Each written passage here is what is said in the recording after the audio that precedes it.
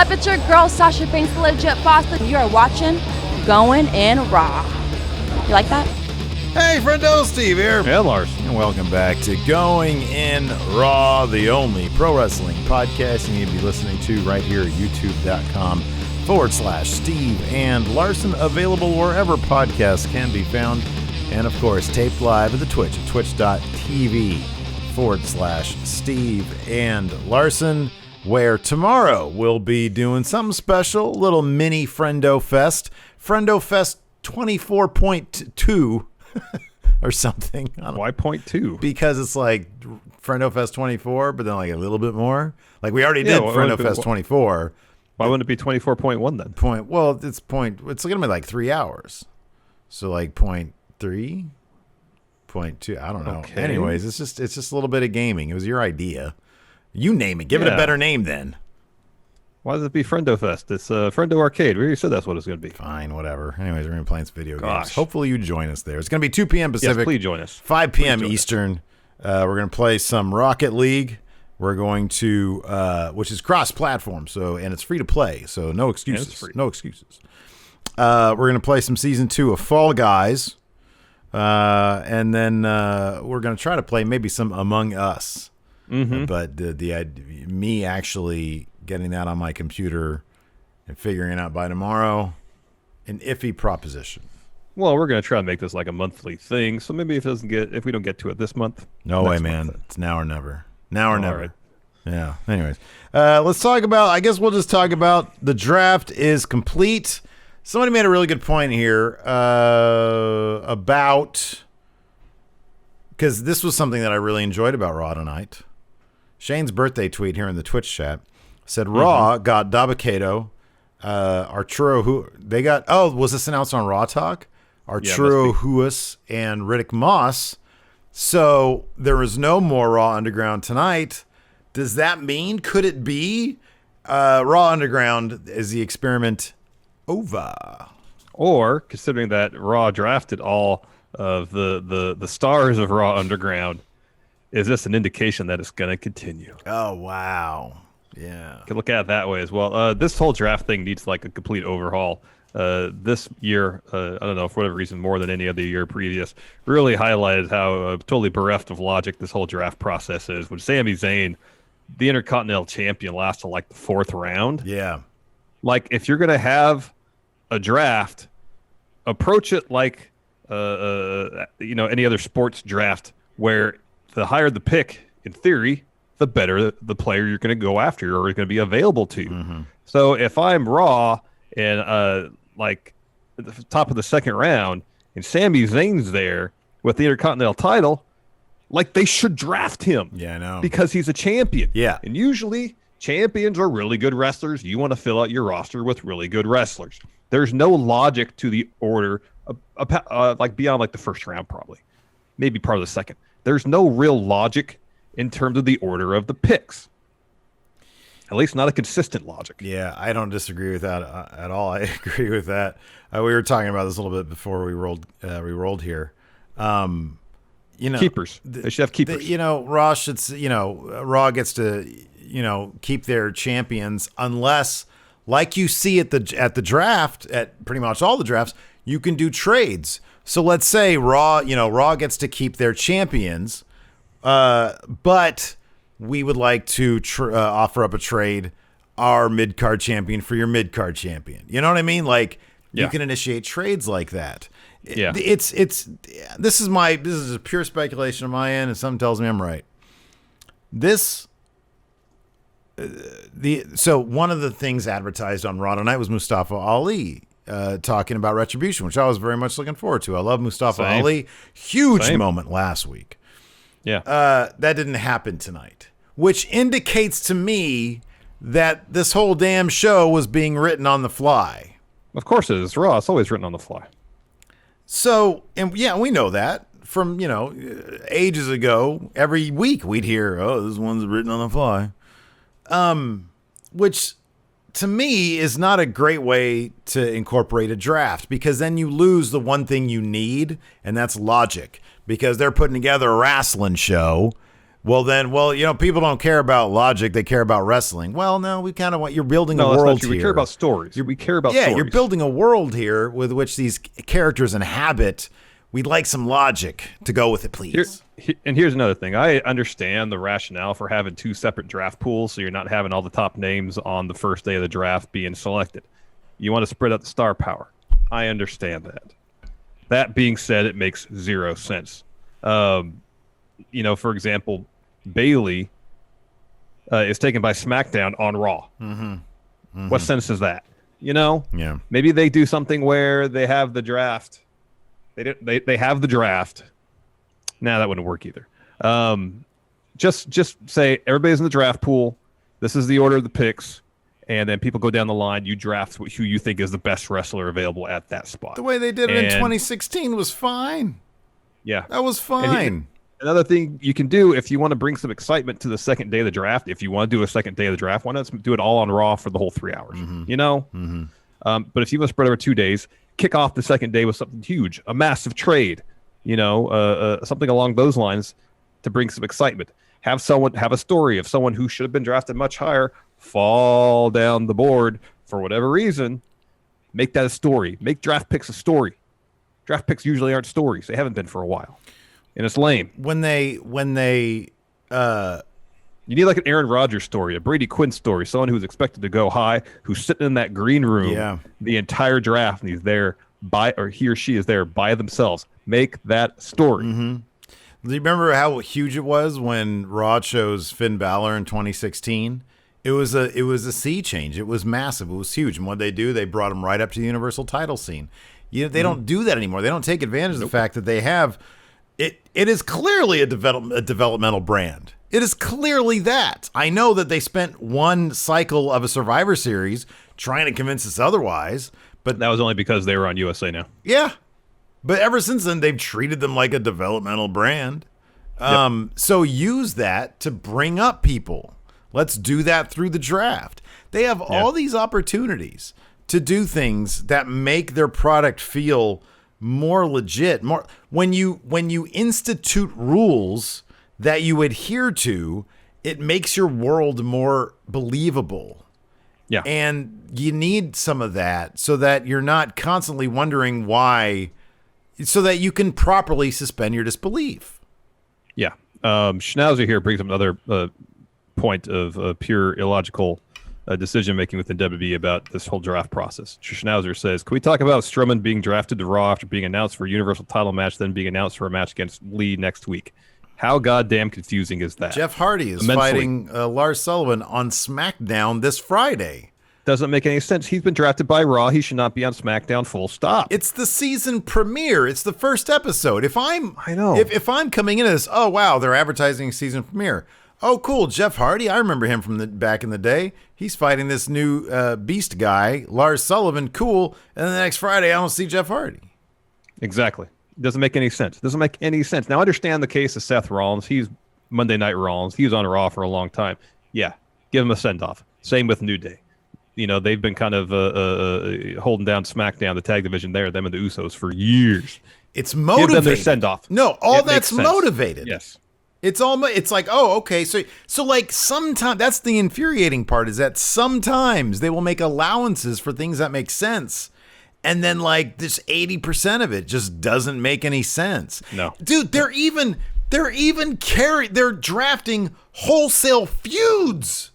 Like Seth and Ray on SmackDown together, and then Kevin Owens and Aleister Black on SmackDown together. AJ Styles and Jeff Hardy, kind of. I mean, they had a feud going back. I don't need to see this stuff. I don't. AJ and Jeff Hardy, I don't really mind. That's like, but they're not, because they're not they just got out of a blow-off, I think, right? Here's the thing. Here. Kevin Owens and Aleister Black are in a feud. I know. I'll proffer this to you.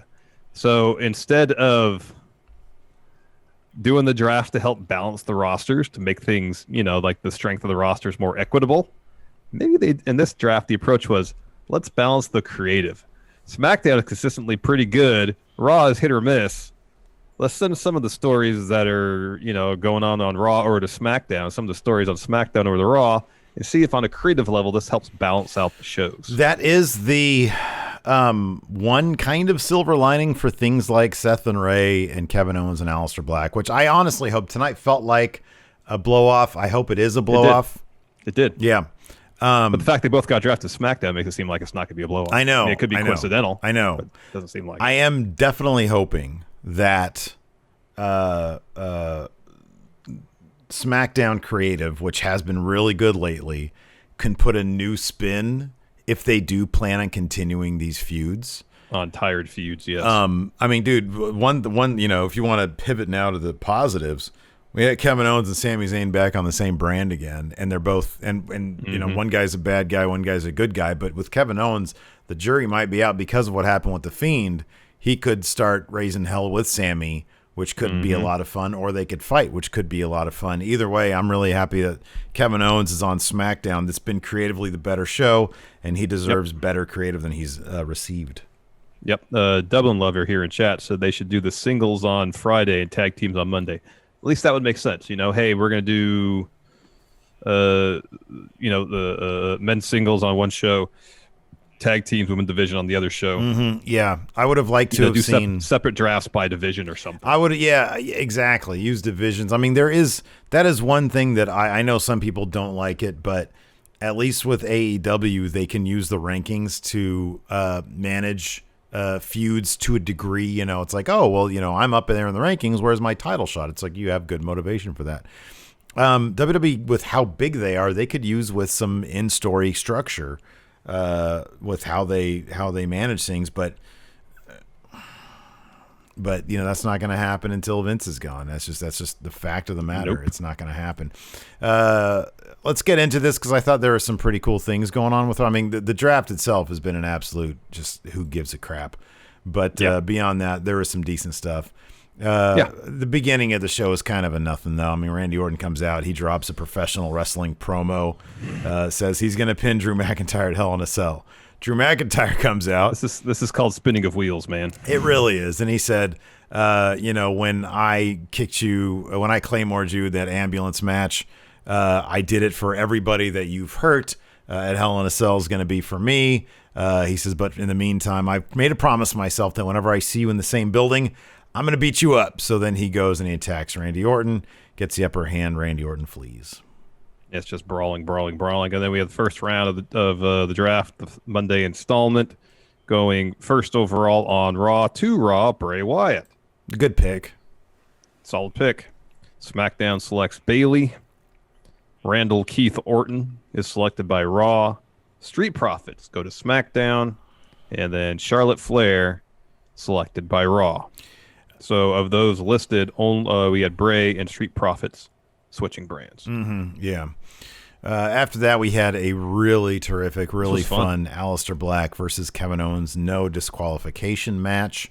Kevin Owens must have thought this was a street fight because he was fighting it in jeans, which I thought was actually a pretty cool look for him, to be honest with you. So, yeah, this went all over the place. We had a table involved. We had an announce table involved. Owens hit a that chair spot. That chair spot was rough. That was rad. So Owens hits a DDT on a chair. They put a bunch of chairs in the ring. He gets a DDT on the chair on Black. He gets 2 with that. But then he starts setting up sort of like a table of chairs, like 4 of them all facing each other. And they start battling up at the top. He wants to go for a superplex on the chairs. Instead, Aleister Black shoves him down and does a Meteora from the top to Kevin Owens onto the stack of chairs there, onto the table platform chairs. That was really, really great stuff. He only got 2. I was hoping for a finish there. On the outside, Aleister Black goes for a black mass, but instead hits the post. He gets back into the ring. Owens gets in there, hits a stunner, and then a powerbomb through a table that had been set up for the finish. Really terrific match. I was kind of hoping they'd give that win to Aleister Black because God knows he needs it so bad. He needs some wins really bad.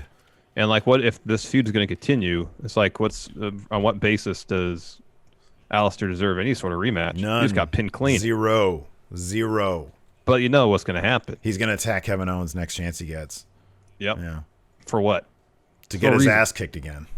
Yeah, I know. I'm a glutton for punishment. All right, before we continue, here's a word from our sponsor, HelloFresh.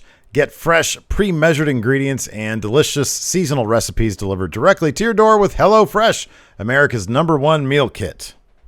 Yeah, with HelloFresh, you can skip all those trips to the grocery store and make home-cooked meals that are easy, fun, and affordable. And they're all, as Steve said, delivered right to your door. And not only is HelloFresh convenient, it helps you save money. You can save up to 40% by using HelloFresh versus grocery shopping, and the meals are all top-notch. HelloFresh delivers fresh, high-quality, pre-portioned ingredients and offers delicious recipe options every week to help you break out of your recipe rut. And there's something for everyone, including low-calorie, vegetarian, and kid-friendly recipes. I'm particularly fond of HelloFresh's Chipotle chicken and rice bowls, as well as their pork and caramelized pineapple tacos. Every recipe I've cooked has been easy to follow with simple steps and pictures to guide you along the way, and they all take about 30 minutes to make. So go to HelloFresh.com/80GoingInRaw and use code 80GoingInRaw to get a total of $80 off across 5 boxes, including free shipping on your first box. That's HelloFresh.com/80GoingInRaw and use code 80GoingInRaw to get a total of $80 off across 5 boxes, including free shipping on your first box. Round 2 next. Braun going to Raw, even though he has Universal title match on Friday. It doesn't make any sense. Daniel Bryan. The thing is, they probably decided where Braun was going to be drafted to until today, when they'd already announced that match. Yeah. Braun's render looked really weird, too. He looked like he had a small body, which he clearly doesn't. It was weird. No, he has an enormous body. Giant body. Daniel Bryan selected by SmackDown. He's staying on the blue brand. That's a terrible pick, by the way. Awful. Because you never see him. But he's a member of the creative team, so he can't not pick him. Is that in kayfabe? Matt Riddle going to Raw. Not a surprise considering Seth Rollins is on SmackDown now. It was great, too, because right after this, was it right after this? Oh, maybe it was later that they showed Seth. It was later. They showed Seth backstage, just walking around, and he looked happy as can be. Happy. I'm like, because Riddle's on Raw. Kevin Owens going to SmackDown and Jeff Hardy going to Raw. So, save for Daniel Bryan, everybody in this round is switching brands. Yeah. One thing I do like about from the Raw side of the draft is that they got a lot of potential contenders to take on Drew between now and WrestleMania. You got Braun, you got Sheamus, first and foremost. You got AJ Styles. So they really reloaded the heel side of their main event scene, which it desperately needed because after Randy Orton. Oh, and The Fiend. Fiend's there too. Yeah. So the Raw main event scene is actually really loaded. Yeah, you've got some good. Ricochet is waiting there on Raw for some pretty decent matchups as well. Hopefully after what happened tonight. I don't know. I mean, I know that the stipulation was that's the end between him and the Hurt Business. I was really hoping. I liked how that match ended, but I was hoping it was going to end with a forced alliance because of Retribution. Yeah, I know. I know, me too. I thought that could have been really cool, but I was fine with how it ended. After that, we had MizTV with guests Mandy and Dana Brooke. With who? Dana Brooke. And Mandy brings up that Otis... You're ruining his life, Miz. You're ruining people's lives by sending us here. Yeah, Mandy was brought up the Otis stuff, so hopefully he gets to Raw, dude. Because are they just they're just not gonna do anything, are they? Because no. Well, no, Lars is going over to SmackDown. Are they just gonna do a Miz versus Morrison thing because Miz didn't help out Morrison tonight? Probably. Yeah, probably. Huh? And the Otis thing is just gonna be dropped. His entire story, everything around him, has disappeared. I know. Maybe they're thinking that if they, I don't know, in a year's time, 6 months' time, maybe they still have designs on Roman somehow successfully cashing in and having Mandy there to celebrate with him, and they think that's going to be a huge moment or something. Wait. Oh, you said Roman cashing? You mean Otis cashing in? Otis. Yeah, sorry, Otis cashing in on Roman. On Roman? Somehow. No, it's not going to happen. But they're like, we'll have this in our back pocket in case we want to do this. Oh, my goodness. Boy, that'd be something else. Speaking of illogical scenarios. Yeah. So anyways, Miz spends a little bit of time trying to drive a wedge between her and Dana. Dana Brooke bringing up Sonya Deville.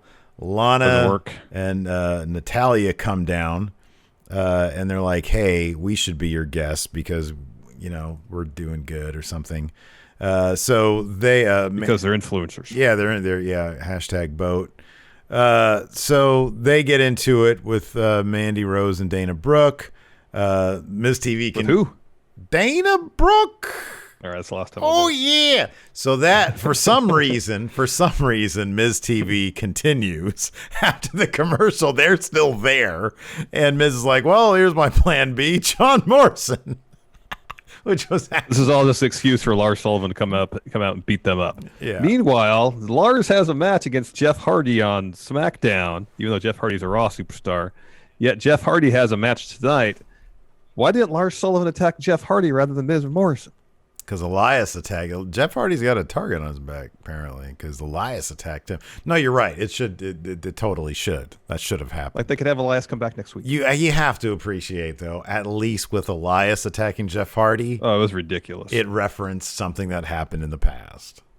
Yeah. So, yeah, like you said, Lars Sullivan comes out for some booty pics. Lars goes for the Miz. He runs away. Morrison actually takes the fight to him, so we know who's going to be the baby face in this particular turn. Yep. Miz tries to help for a second. He tries to grab Morrison's foot and get him out, but Lars sort of, I don't know, hisses at him or something, and Miz runs looks away. at him. He just looks at him. Yeah. And then, what's his face? Lars gives good old Morrison a freak accident. Yeah. God bless John Morrison. That guy can sell like crazy, and he's like 60 years old. It's great. I know. So we get a recap of the New Day getting broken up, and then we go backstage. Scrap Iron Adam Pearce is negotiating a deal, so the New Day and Street Profits will trade their respective tag titles. Now that Street Profits are on SmackDown, they get SmackDown titles. Vice versa for New Day. Bob Roode and Dolph walk up. Bob Roode talks some crap, saying the Street Profits are running now that they got drafted, run away from them. Dolph says, "Hey, in a 6-man tag match, we pinned the champs last week, so we want a title shot for the Raw championships." And then Kofi's like, "You're on." And so that happened later. So, yeah, I don't think the Street Profits have ever fought the New Day. How awesome would that have been? Instead of doing this ridiculousness, instead of doing this absolute ridiculous, just backstage, here's swap belts. I'm not saying you have a match over it because that's weird. I don't even know how you'd figure that one out. Have them have a match. Just let us see what that looks like because it'd probably be great. New Day's been doing this forever. Street Profits, they're new. And then you don't even need a finish. You can have then Ziggler and Roode break it up. And then I don't make it to turn into a triple threat tag team match all of a sudden. Here's another thing that sucked about this whole draft thing. So they announced that New Day will defend against Bob Roode and Dolph Ziggler. Before the match, though, it was announced that Roode and Ziggler got drafted to SmackDown. So of course they're not winning. What happens if they win? What, are they going to be stuck there on Raw? Like, they don't explain this shit. Why would? I know. It's maddening. It's maddening. I don't mind. I see Sap is the one who is very vocal on Twitter whenever they do somebody crosses over brands. Yeah. That doesn't bug me. That doesn't bug me. But there's a limit, and the draft has broken that limit completely. It shattered my limit, Larson. Yeah, whatever rules they tried to establish for this universe they created, the draft just blew them all up. Yeah, as you would say. So. Speaking of which, round 3 was next. Why would Raw draft Retribution? I know they got contracts. Yeah. Their whole mission is to destroy WWE. At least try to find a way to explain that. Well, some rationale. Mustafa Ali was supposed to explain stuff tonight. Maybe we've had some sort of explanation there. Even just something as simple as this. Steph gets the card. She reads it and is like, this isn't right. Turns it over. What her name was supposed to be on there is crossed out, and someone wrote Retribution on there.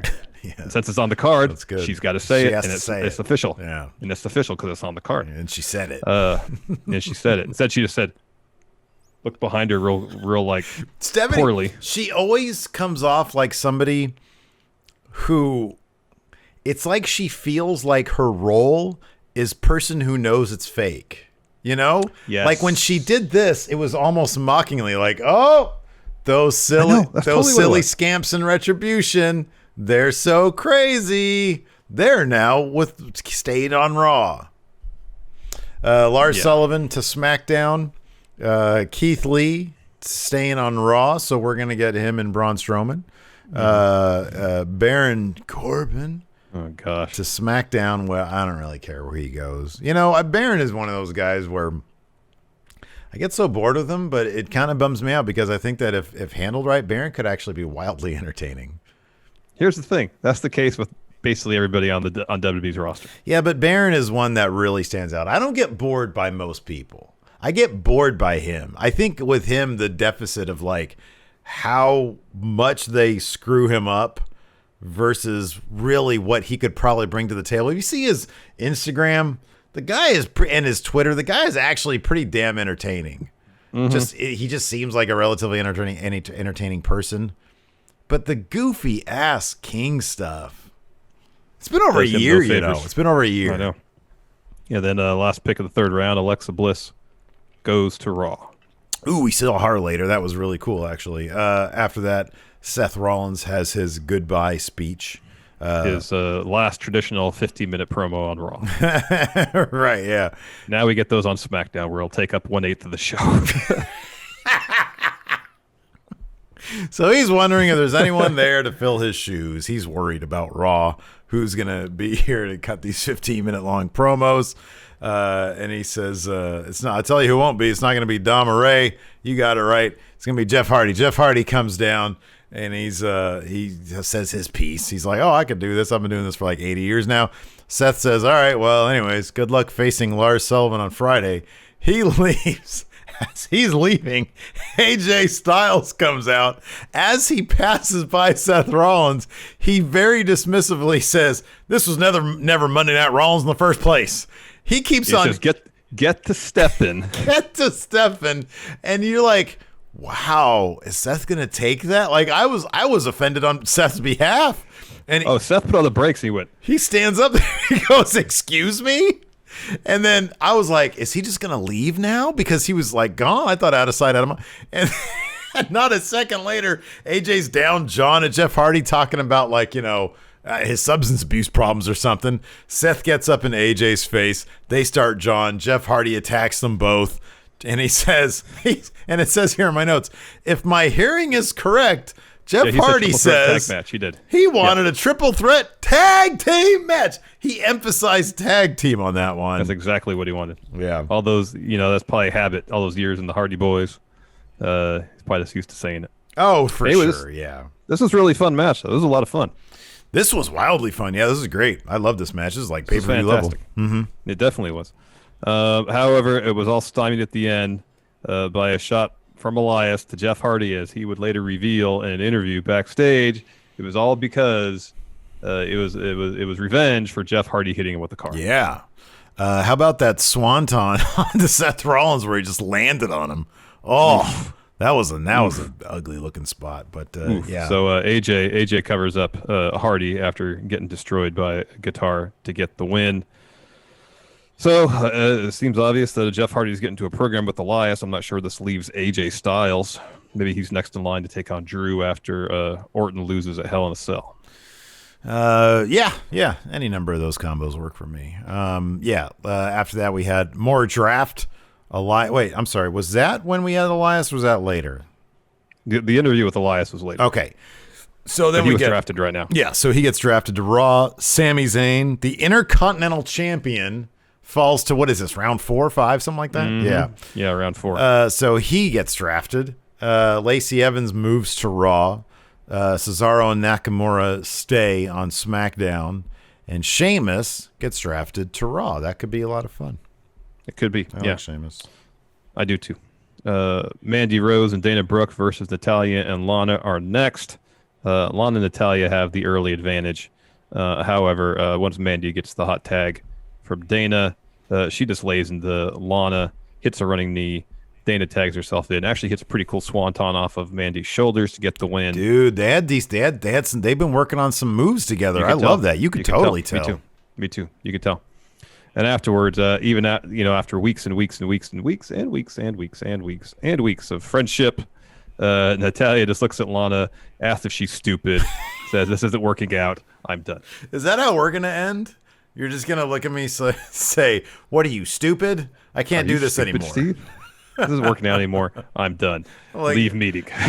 Leave meeting, exactly, yeah. Like, you're just now realizing this? Let's see here. So after that, we have Hurt Business backstage.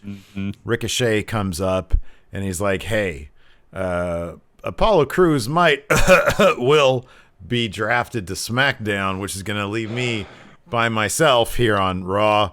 It's probably not good business for you guys to be beating me up every single week, so let me proffer you a deal.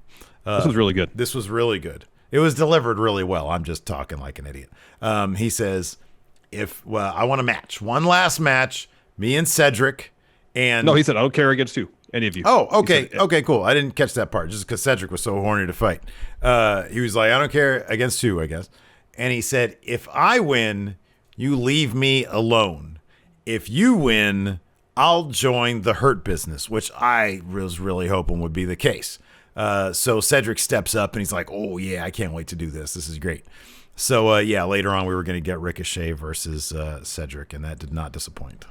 Nope. But first, Angel Garza versus Andrade. Zelina Vega's on commentary, kind of bad-mouthing both of them, but more so Garza.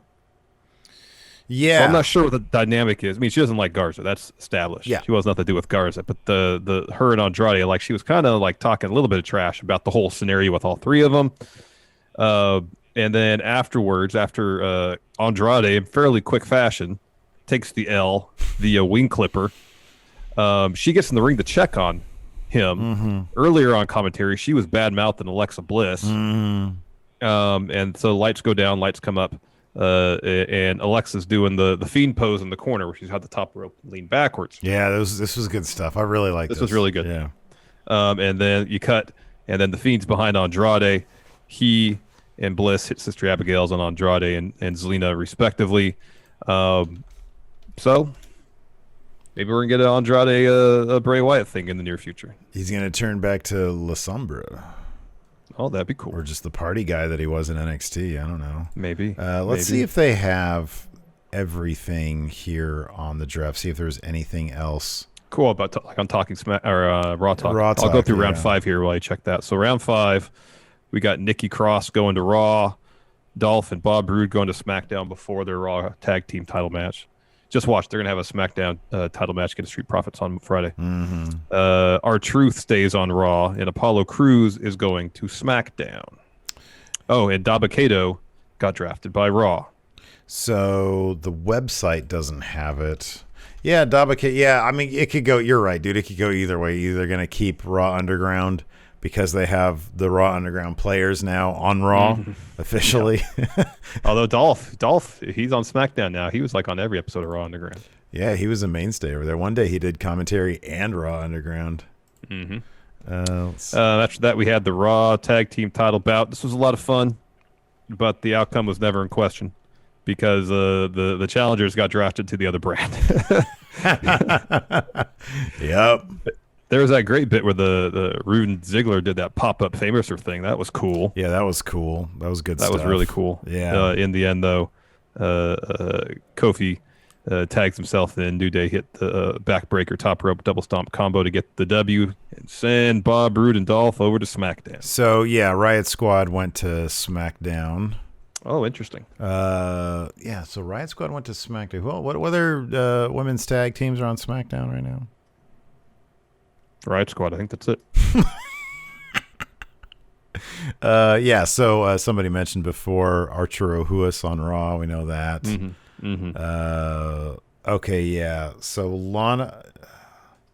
Okay, yeah. So Lana is on Raw. Natalya is on SmackDown. Riddick Moss Raw. Riot Squad SmackDown. Arturo Ruas on Raw. I think that was probably the only round they did.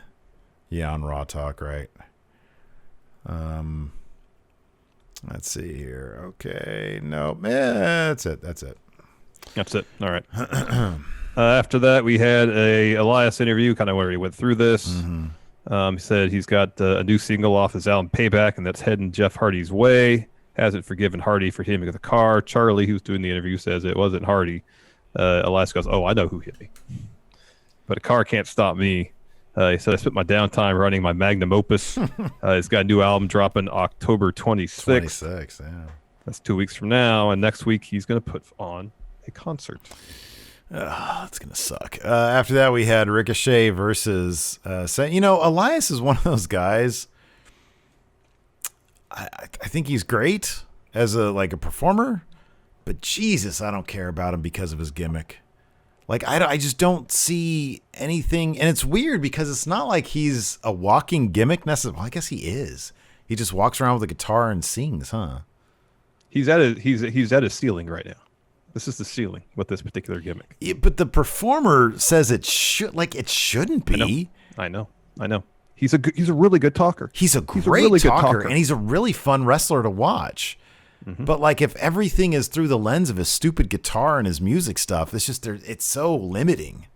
Mm-hmm. Anyway. Especially how WB approaches it, where everything has to be through that. Now, if he was just kind of a traveling troubadour type, but that wasn't what solely defined him, then maybe there's something else you could do with him. But the way everything is through the lens of, oh, I'm a musician. Yeah, because it's always the same thing. It's, hey, I've got a new song for you. Okay. It's basically vocational gimmick. Yeah, it is. Yeah. This was a lot of fun. Ricochet versus Cedric Alexander. How much has Cedric Alexander transformed? Oh, it's been great, man. The level of aggression he's been wrestling inside, with the and last few he weeks just is great. To watch him walk down to the ring with Hurt Business, he just looks like the hottest shit. It's so awesome to see. This immediately was great. These guys were both putting in just no stops, or all the stuff, pulling out all the stops. All the stops. Trying to find my metaphor here. I love the bit where MVP in retaliation, Cedric sort of has Ricochet down, and he starts yelling at Cedric to slap him, and he slaps the shit out of Ricochet, and he says, "See, how does that feel? How does that feel?" I love that. So. Really, really fun stuff. Wasn't that long, but Cedric Alexander hits a Michinoku driver on Ricochet. Ricochet kicks out, but as he kicks out, Cedric sort of falls back, or he sort of juts back into the ref's hip, who then starts selling that. So he's out for a second. As soon as the ref is down like that, MVP runs to grab a chair to get it into Cedric. Well, Ricochet intercepts the chair. Mm-hmm. He's got it. And he's waiting for the ref to get up. You think, oh, is he going to hit MVP, who's now up on the apron, or Lashley, who's got up on the apron? I think Shelton might be on the apron too. The ref comes just as the ref's coming to. He slams the chair on the ground, throws it to Cedric, and then does the greatest flop I've ever seen. And of course, it's only a couple days removed from what would have been Eddie's 53rd birthday, and it was a wonderful homage to Eddie Guerrero. Yeah, it was great. The ref sees it, sees Cedric. And the great thing is Cedric has the chair, and Lashley immediately says, "Put that down," because he knows he's seen it before. He says, "Put the chair down." Cedric, being young, not savvy, keeps the chair. Ref DQs him. Ricochet starts laughing his ass off. He got away with one. That was great. That was really good. Really good stuff. Really good stuff. After that, we got a Keith Lee, Braun Strowman recap. We're getting that match next week. But what if Braun wins the Universal Championship? What if he wins? What if he's a former Universal Champion? What if he wins this? Is he just going to be on SmackDown? So they will never see this match. Then we get to the 6th round of the draft. Titus O'Neil staying on Raw. Carmella staying on SmackDown. Peyton Royce staying on Raw. Aleister Black going to SmackDown. And Akira Tozawa will remain on Raw. And then our main event. This was a lot of fun. The Women's Battle Royal. I loved that it started with Nia Jax on the mic. Asuka came down first for commentary. But then she wasn't out there the whole match. No, she left for a spell to go watch it on TV, I guess. I don't know. Yeah, for the end, yeah. I don't know why she'd do that. So Nia kicks it off with a promo, says, listen, this Battle Royal is obviously going to be won by Shayna, and Shayna's like, and then Nia says, or more likely by me, so save yourself time and pain, just throw yourselves out. Of course, then they all attack Nia Jax. Nia and Tamina, they have a stare down. They both go after Lana, who had gone after Nia. Tamina and Nia go for a hug. They eliminate Lana. Tamina and Nia go for a hug, but Nia swerves Tamina, throws her out. There was a funny bit after that with Billie Kay, but she gets eliminated by Nia Jax. Let's see here. Nia eliminated Mandy Rose and Dana Brooke. Saved Shayna in the process. Asuka was really sad about that because she wanted it to be either Mandy or Dana. They were her friends. So later on, everybody teams up on Nia, and Shayna, rather than save her partner, like Nia did for her, helps everybody else dump Nia out of the ring. Yeah. So Nia gets pissed off. No, sorry. I'm sorry. Important caveat. I said Lana had been eliminated. She had not. She had just been kicked. I think she rolled out from under the ring or something like that, or from under the bottom rope. Yeah. She gets headbutted by Tamina and Nia, and then she rolls out. So she rolls out. So important. Yeah, she was not eliminated because she won the damn thing. So Nia then, she in a fit of rage, she clears off the table, grabs Lana, puts her through a table for a fourth time now, which I thought at that point was pretty ridiculously funny. They cut to backstage. Orton and Drew are still fighting, I guess, although they hadn't brawling. Really cut to them during the show, which probably would have helped that. Nikki Cross gets dumped by Lacey Evans. We see an earlier elimination during, I guess, the commercial. Peyton Royce had been dumped by Natalya. Bianca Belair got elimination on Shayna Baszler. That was pretty big. Natalya immediately goes after Bianca. The Riot Squad eliminates Bianca. That leaves the Riot Squad, Natalya and Lacey Evans, and unbeknownst to us, Lana. So the Riot Squad, I think they're pretty quickly eliminated by Natalya and Lacey. Yeah. And then they both end up on the apron jockeying for position. A couple of near eliminations. Lacey kind of leaps towards Natalya. She catches her, swings her into the ring post. She thinks she's won. She's celebrating the apron. And then Lana from behind boots Natalya off. She gets the win. And Lana doesn't get a whole lot of time to celebrate because pretty much as soon as that's over, Randy Orton and Drew bring the brawl out to ringside. There's brawl all over the place. And up near the foot of the ramp, producers and refs just break it up as the show ends. As far as pull-apart brawls go, this was pretty decent just because both guys really had a lot of intensity. Yeah. I mean, what is it? Totally spinning of the wheels? Oh, 100%. Absolutely. Is there anything better they could have done? Maybe. Who knows what they're going to do? They need to go back to when people used to throw other people or belts off like bridges into the river. Oh, I know. They need to go back to that. Definitely. Go, there's a lake somewhere near downtown Orlando. Yeah. Anyways, let's answer some questions. Sounds good. Got some loaded up here on the Patreon. Let's see here.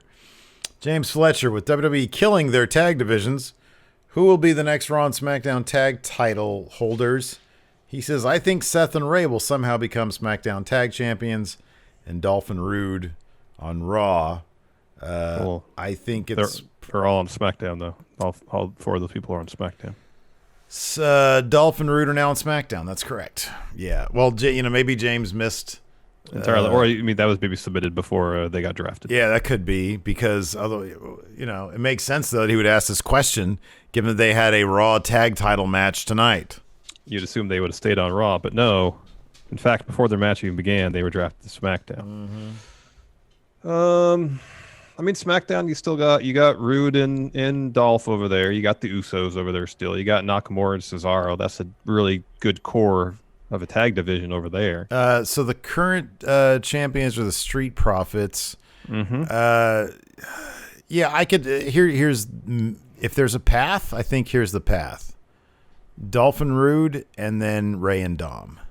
I could see Rey Mysterio and Dom having those tag titles. Or if they do this faction with Roman and the Usos, you go Street Profits, Usos, Ray and Dom.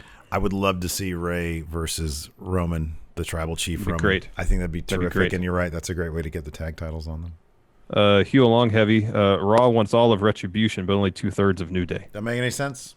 Doesn't make any sense. Yellow Tanker. Survivor Series isn't going to be brand versus brand this year, right? Probably will be. It'll probably just be Raw versus SmackDown. I'd actually be really surprised if NXT is involved. Chew World Order. Does swapping title belts count as a new reign? I don't know. I don't think WWE cares about that. Whatever they say in Wikipedia, as far as I'm concerned, official. Well, yeah, they didn't win them. So, yeah, I don't know. Yeah, let's see here. Oh, this is a good one. Alex Foster. What rules were probably in the draft before Vince changed his mind? I don't know. Something tells me there weren't a ton to begin with. How freaking lazy is it for them to send entire feuds over across brands? It's incredibly lazy. It's incredibly lazy to have all these draft picks with like how hard is it to have just like some semblance of story about the draft itself, why people are going to certain places. I know. Because with all these people, with all these possibilities, you can count on one hand the number of actual like changes that could really happen, you know? It's like, okay, there's one. How many actually compelling stories can come out of this? Like we just mentioned Ray versus Roman. I think that's really good, you know? I think Seth versus Roman is potentially interesting given where they both are. Yeah.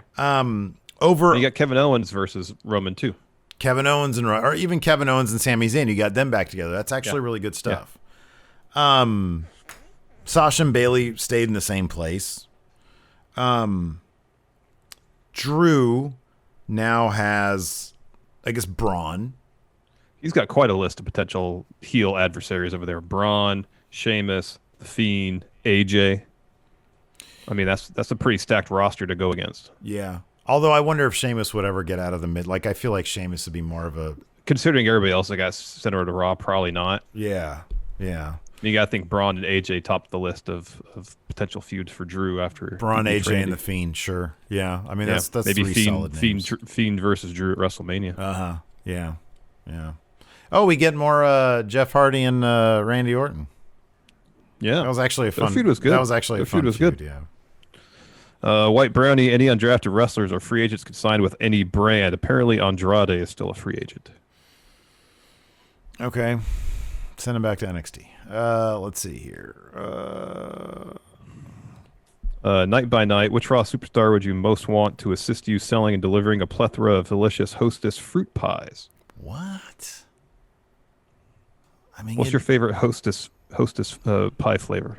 You like the chocolate ones, didn't you? So it's seriously a toss-up between chocolate and lemon. All right. Like I couldn't, it all depends on my mood, but the chocolate one and the lemon one are woo. For me, it was just always apple. Mm-hmm. That's the one I ever ate. Yeah. Only ever cared about. Yeah. I don't know. Shane's birthday tweet: the most important star of Underground isn't drafted. Shane's best friend, Jordan. Jordan didn't get drafted. Jordan stays with Shane. Wherever Shane goes, Jordan goes. They're besties. Thank you, EV14304, for the gifting subs. Thank you. Let's see here. Adrian C. King of the Ring was over a year ago. Are they just expecting us to forget so they can keep the moniker on Corbin? Again, that's one of those things where you could totally look forward to that every year, like we look forward to the G1. It could mean something. Yeah. Instead, it doesn't. O-Dog, Kevin Owens tweeted a gif of him and Sami Zayn hugging after Sami got drafted to SmackDown. They're going to get back together. Tag team rivalry versus Nakamura and Cesaro. Thoughts? Oh, wow. Yeah, you got else. Owens and Nakamura on the same... Owens and Cesaro on the same brand. Wow. That could be good. Good stuff. Mikael James says, breaking, Grand Metalik and Lindsay have been drafted to Raw. Wait, who? It's another Grand Metalik and Lindsay Dorado. They're going to Raw. Ooh, what about Kalisto? Thought he got announced. Did he already get announced? Talking Smack. Thought he got announced somewhere. I don't remember where. Hip Hop Hippo says Ricochet fainted like an old Southern lady with the vapors. He actually put his hand to his head. He did. Yeah, he did this. Kalisto's on SmackDown. Okay. Corner White Brown. Yeah, we didn't see the breakup of Lucha House Party coming, did we? Let's see here.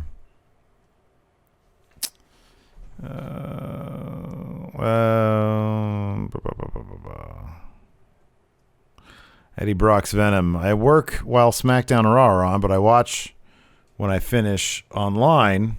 I hear people complain Raw is 3 hours and should go to 2 hours, but the runtime is 2 hours and 8 minutes most weeks, while SmackDown's runtime is around 1 hour and 20 minutes. Sitting there for 3 hours. See, that's the thing. I think it's probably closer to 2 hours, 20 minutes, right? Or 2 hours. It's about 44 minutes for every hour of television. So 44 minutes of actual content. Everything else is commercials. Yeah. Yeah. So 40. Give or take. So that's what 120,000 million. It would be 132. 32 minutes, which is 2 hours and 12 minutes. 12 minutes. Yeah. That's too much because you have a bunch of commercials and recaps in there. It's the 3 hour experience, really. That's what it is. Too often, all the good stuff gets kind of drowned out in a morass of just stuff. Like, I'll be honest, that New Day Bob Roode Dolph Ziggler match, it was too long. It was just too long. It was a really good match, though. Yeah, it was too long. It was a good match. Well, it was too long, especially because we knew what the outcome was. Yeah, it didn't help either, It wasn't good enough to suspend your disbelief because you knew what the outcome was going to be because one of the teams had already been drafted. Dang him, Q. If you have a 5-on-5 Hurt Business versus Retribution, and Retribution also includes Mia Yim's character, who becomes the woman of the Hurt Business, and why is it Naomi? I'd like to see Naomi try a role like that. I think it'd be fun.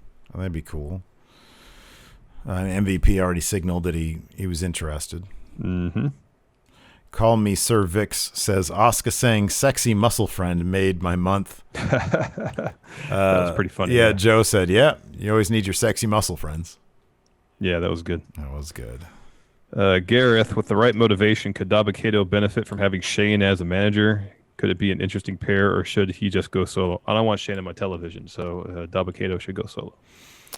I would actually be okay with Shane managing him. Shane and Jordan managing him. I'd be fine with that. But I mean, it's Shane. Jordan, yes. Shane, no. It's Shane, so like he would have to get involved in stuff, and that's where I draw the line. Yeah. Plus, he got his ass handed to him by Braun, so yeah. Die Hard Homer. Obviously, Asuka is going to absolutely destroy Lana. What's next for Asuka after this? Hey, good for Lana though. Good for her. I don't know. Michael James says Breaking Shorty G has been drafted. Oh, yeah, we saw that one already. Shorty G went to SmackDown. Yeah. Stayed on SmackDown. That was announced this morning. Yeah. Oh, that was drafted this morning? or yesterday or something. Okay. I think it was this morning. White Brownie, you have $5. What are you getting for dinner, and why is it 40-piece Burger King chicken nuggets? $5 will get you... See, here's the thing. 40... Would you rather have quantity or quality? Because it gets you 20 McNuggets or 40 BK nuggets. 40 is too much for me anyways. Just give me the 20 that I'll actually enjoy. Yeah, I agree with that. $5. Besides, for $5, I'd probably go a different route. Cub 2 McChickens is only $2. You add a small milkshake to that, small fry. You probably have some change left over. You can buy a newspaper. There you go. Haha Jackson. So Eva Marie is clearly helping Lana beat Asuka, right? No. No. What? No. No. Lana's going to get destroyed, murdered. It's going to be horrendous. No. No. Tyler Quint says, who do you think won the draft? Raw or SmackDown?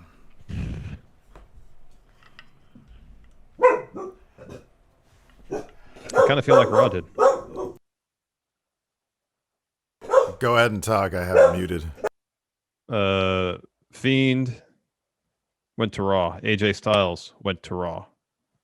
I think from the women's division who switched brands. No, I feel like both in kind of number and stature, Raw kind of got the better end of the deal. I know SmackDown got Owens and Seth. I just kind of feel like that Raw improved whatever potential deficiencies they may have had in more areas than SmackDown did. SmackDown inherited two horrible storylines that I'm over, and I really hope that those stories are done with, but I feel like they're not. No, they got moved. The whole feud got moved over because they're continuing. So we have to care about Aaliyah Mysterio now on Fridays. I really enjoyed my Fridays. Me too. And then now that story is going to continue on. I'm not going to enjoy my Fridays nearly as much. Hugh Longheavy, who were the other three men in Jeff's triple threat tag team match? Me, Jeff heard that Matt Riddle had already been drafted to Raw. He wanted Matt Riddle as his partner. And at which point Seth had been like, I'm going to Friday nights, gentlemen. Yeah.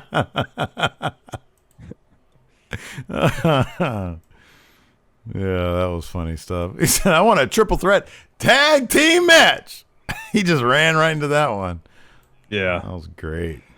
Jorge D, with everyone abandoning Ricochet, will Ali try to recruit him to Retribution, or will Ricochet join Hurt Business against Retribution? There's opportunities for a story beat here. However, Retribution was not on the show. We could have got an idea of which way he was heading. But alas, it was not to be. So over here on the Discord, Scooter says, do you fear that Retribution got taken off because of COVID? No, I think they were just cut for time. Probably. That's what I think about that. But I don't know. I mean, I'm not there, so I unfortunately I can't tell you. Yeah. Dr. Steve Winters, if you could draft a new SmackDown 6 out of today's superstars, who would you use to carry a program? Well, it'd be, I don't know, probably AJ, Seth, Ray. Ray would be the carryover. Yeah. He'd be the legacy pick. Yeah. Kevin Owens. Sasha and Bailey. Yeah, there you go. Vermillion has a great idea. I'd actually thought of this too a week or so ago. Vermillion says, do you think the draft should be held on the Raw after Mania? It makes the most sense as Mania ends most feuds and the draft can reset both shows with new feuds. 100%. Mania is the season finale. Maybe you have the Raw after Mania. You get a little bit of breath. May have some people return. Hype up the draft the following week. Then you get to carry the momentum of Mania over the course of 2 weeks, not just one. Yeah. 100%. Yeah. 100%. I mean, I assume they do it in October for some reason. There's, what is this? The longest gulf of time between you got August, September, October, November until the next big pay-per-view. So you put it here, so you got something going on. But yeah, it's kind of the stupidest place because at this point, it's like you're changing up the brands right before Survivor Series when it's supposed to be brand versus brand. When it's supposed to be, it's supposed to be like a heated rivalry thing. But like, am I really supposed to believe that if Xavier and Kofi are on one side and they face off with Big E in some pre-Survivor Series brawl, am I supposed to suspend disbelief and think they're going to throw hands? No, there's no there. If that happens, I swear to God, if that happens, I'm going to be so pissed. There would be zero brand loyalty in 6 weeks. Like that doesn't make any sense. So yeah, it doesn't make any sense. Now, if they had a situation where Big E is fighting on behalf of SmackDown, Kofi and Xavier on behalf of Raw, and they turn around, they're face to face with each other, and they're like, "No, we're not going to do it." Then that's good. Mm-hmm. That's storytelling. Yeah. But if they just say, "Oh, it's Survivor Series," they won't. Fans won't care. Yeah. They want to see brand versus brand, and you have the New Day fight each other. No. Yeah. Terrible. Yep. Terrible. All right. So Twitch chat, stick around, and Discord, stick around. We'll answer some more questions. That's going to do it for the show today. Thanks, everybody, for tuning in. We appreciate it. Tomorrow at 2 p.m. Pacific, 5 p.m. Eastern, we'll be playing some video games at the Twitch, twitch.tv/Steven Larson. Hopefully, we'll see you there. Thanks for watching. Until next time, we'll talk to you later. Goodbye. Be a part of the best pro wrestling podcast today at patreon.com/Steven Larson. Enjoy tons of bonus videos, including patron-only live shows, gameplay, and vintage 10 for the wins, access to podcast question threads, the Friendo Care Package, and so much more. Support Going In Raw today at patreon.com/Steven Larson.